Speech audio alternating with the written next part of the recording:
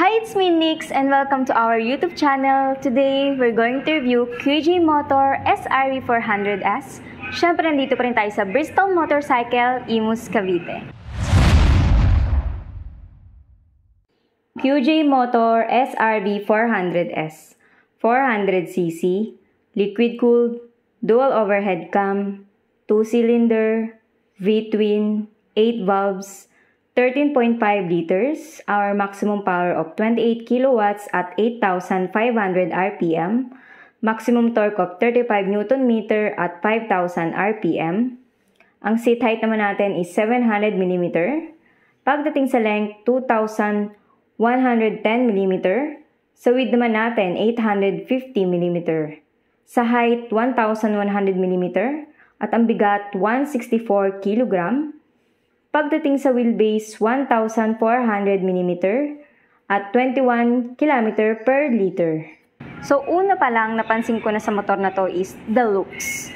So, kapansin-pansin nga siya sa daan. So, when it comes sa ating handlebar, it's matte black and adjustable handlebar na tayo dito. So, kung anong preference ninyo, kung gusto niyo mas agresibo, so pwede niyo siyang i-adjust.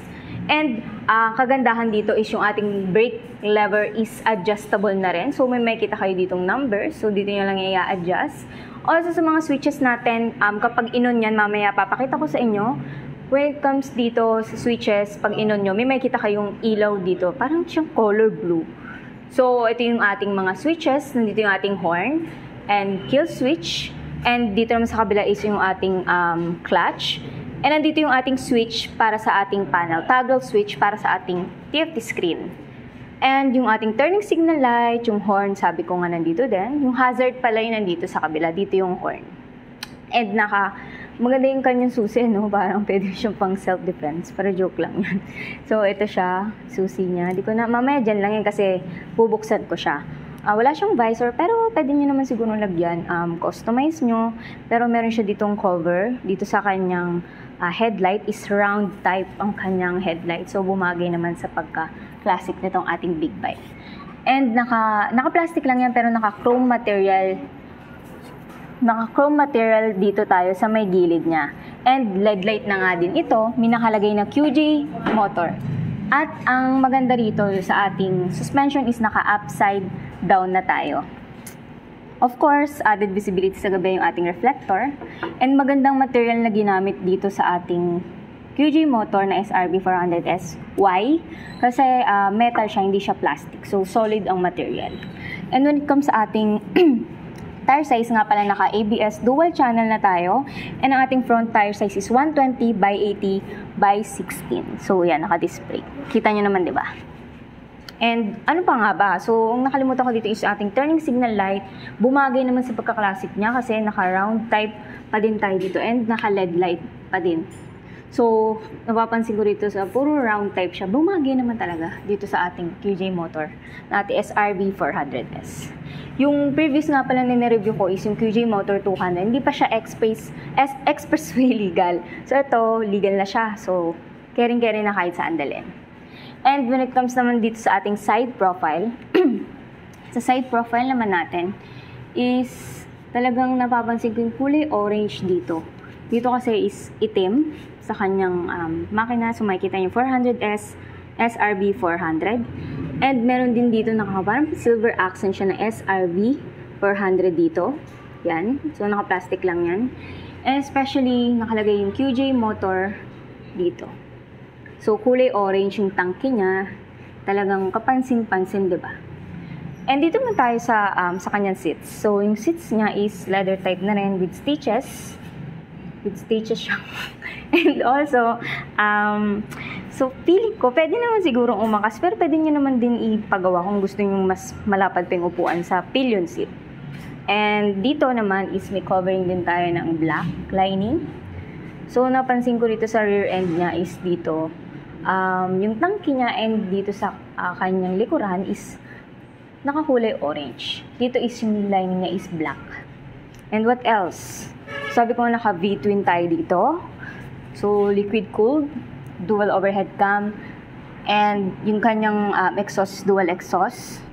At what else? So, yung kanyang telescopic coil oil spring dump na nga pala dito sa rear suspension niya. Unlike dun sa front is naka-upside down. What else? So, ganun pa rin naman sa ating side profile is nakalagay 400S SRB 400. At visit na kayo dito sa Bristol Motorcycle Imus Cavite. Ang halaga nito is 328,000 pero dahil naka-discount nga tayo is naka 288,000 na lang. Syempre meron tayong plus LTO registration na 7,500. At sabi ko nga, let's proceed here again. And naka V-twin cylinder nga, dual overhead cam, 2-cylinder and 8 valves. And dito may nakalagay pa rin QJ motor. At ano pa bang napansin ko rito is yung kanyang ito malinis lang siyang tingnan. Wala siya masyadong cluttering dito banda sa loob. At yung tapakan ng angkas nandiyan pa rin syempre. And what else? Ito yung tapakan ng angkas natin. Sabi ko nga pwede nyo naman siyang ipa-customize kung gusto niyo mas malapad. Kasi hindi ko siya nire-recommend sa pillion seat. Gawa ng medyo may kaliitan. Baka mahulog yung angkas ninyo. And dito naman tayo sa ating rear end. So, sa rear end naman natin is naka-round type pa rin yung ating signal light dito. And plus dito, ang cute lang ng kanyang, dito may ilaw din, no? So, para naman plate light para sa ating plate number, kitang-kita. And yung sa ating tail light is naka-LED light pa rin tayo. So, ano siya, no? Parang pa-rectangle siya. So, ang kanyang tire size naman is 150 by 80 by 15. So, sabi ko nga naka-ABS dual channel na tayo dito. So, yan yung kabuuan ng kanyang motor. So, kahit anong di kayo ganun katangkaran, so kayang-kaya nyo naman itong dalhin. Sabi ko nga expressway, legal na nga ito. And ano pa ba ang masasabi ko rito sa motor na to is, buksan na natin. So, papakita ko sa inyo, sound check natin. So, ganyan lang siya. So, hintayin nyo mawala yung tunog. Yon.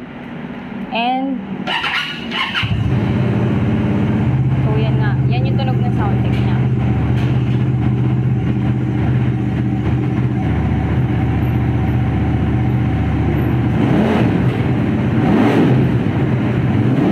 So, yun. And, dito naman tayo sa kanyang